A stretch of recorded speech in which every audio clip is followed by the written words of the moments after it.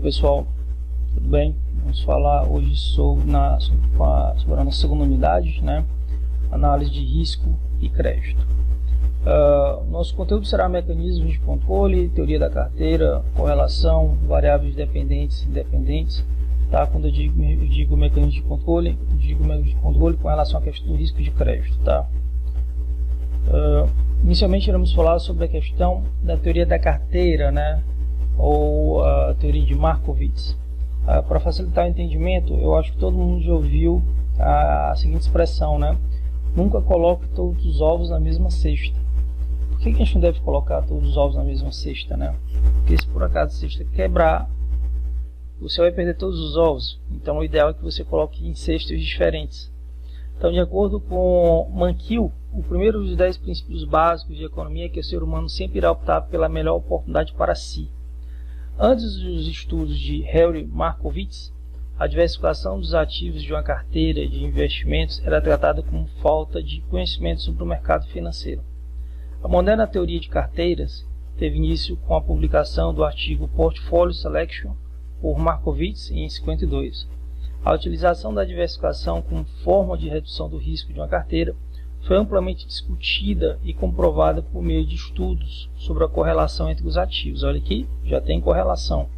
Tá? Então, assim, quando você vai fazer qualquer tipo de análise, né, sempre é interessante a questão da diversificação, tá? Para você não ficar preso a um único ponto específico.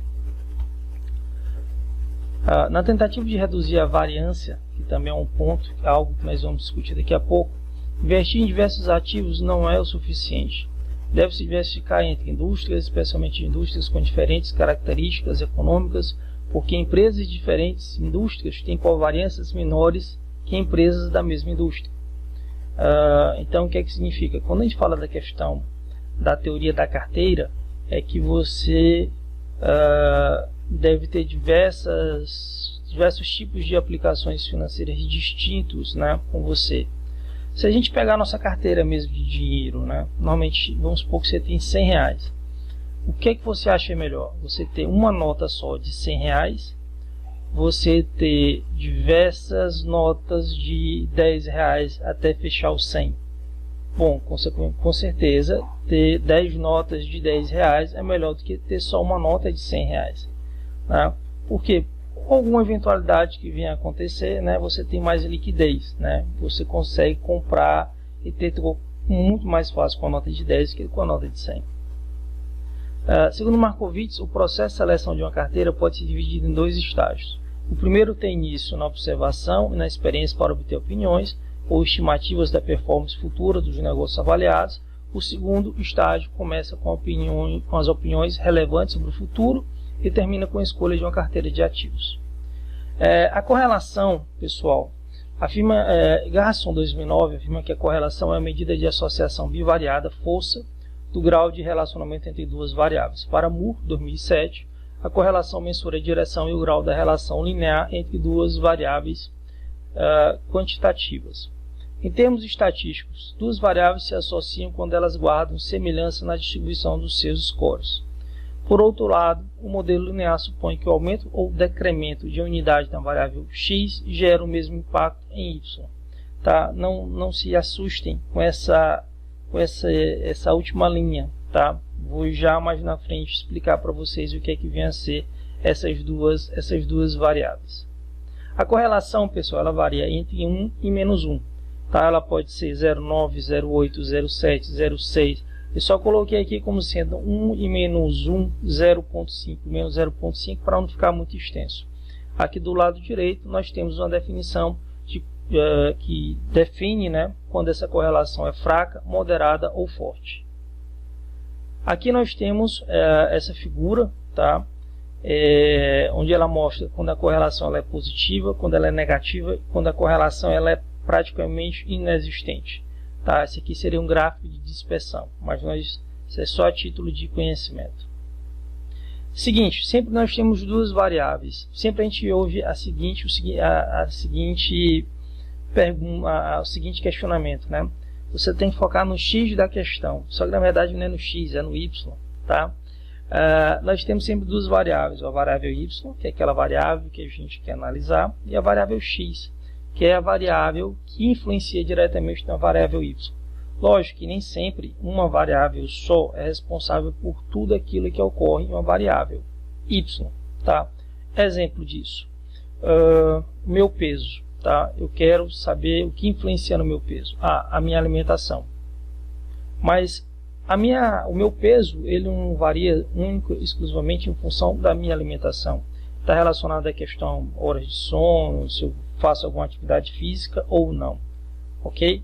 Então, nunca uma variável só é responsável por tudo aquilo que ocorre numa variável de estudo, de interesse. O y é o que a gente chama de variável alvo. E o y é o que chamamos de variável alvo. E o x é aquela variável que nós chamamos de independente. Tá? Ou seja, que ela não depende de y. Exemplo, no meu caso, eu dependo, o meu peso depende do que eu me alimento. Né? A minha comida ela não depende de mim, eu dependo da minha alimentação, né? Do que eu como. Tá? Então, é por isso que nós chamamos elas de variáveis independentes. Tá? Um saco de arroz ele não depende de mim. Tá? Eu preciso do pão, da carne, do arroz, né? Eu preciso me alimentar, mas os alimentos não dependem de mim, são variáveis independentes. Aqui nós temos algumas definições que são importantes. O que é variância, né? É um conjunto de dados, medida de dispersão que mostra o quão distante um valor está da média. O desvio padrão é um parâmetro muito usado em estatística que indica o grau de variação de um conjunto de elementos, a sua oscilação, e a covariância é semelhante à correlação entre duas variáveis. No entanto, os valores de covariância não são padronizados. Portanto, a covariância pode variar de menos infinito a mais infinito. É o que nós vamos ver agora. Pessoal, o que nós vamos fazer agora é aprender a calcular a questão da correlação. Por que é importante nós sabermos a correlação entre dois itens, entre duas variáveis? Para que a gente possa saber quanto aquilo vai impactar diretamente no que você quer estudar. Vocês se lembram que lá na primeira aula, na nossa primeira unidade, eu falei sobre a questão da Selic? Né? Será que existe uma relação entre a alta da Selic e as vendas da minha empresa? Olha aí. Tá? Primeira coisa que vocês têm que se atentar. Aqui nós temos o mês. Tá? Aqui nós vamos analisar a procura de pessoas pelo cinema. A procura de pessoas pelo cinema depende do preço. Tá? Então, nós vamos analisar a relação entre o volume de pessoas que vão até o cinema e a questão do preço do ingresso. Eu coloquei números aleatórios, números de certa forma pequenos, tá?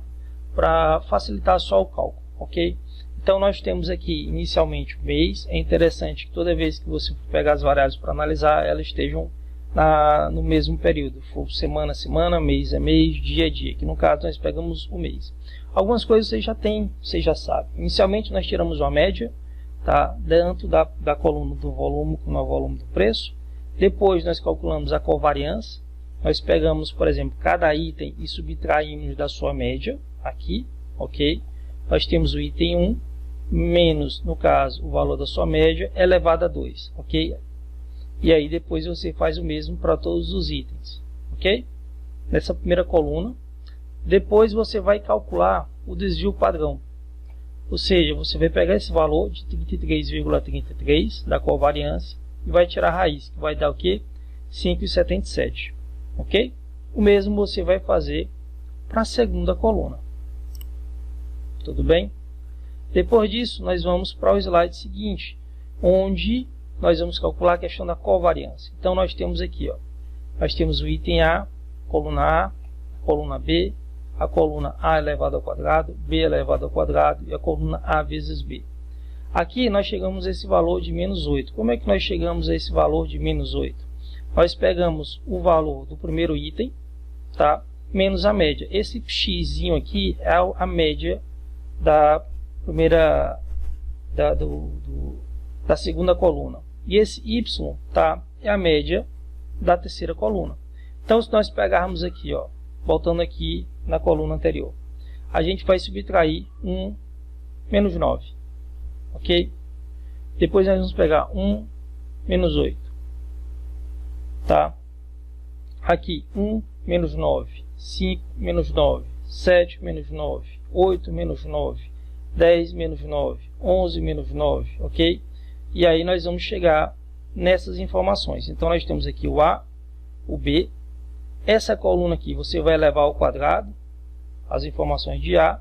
Nessa aqui você vai elevar ao quadrado as informações de B, ok? E aqui você vai multiplicar a coluna A vezes a coluna B.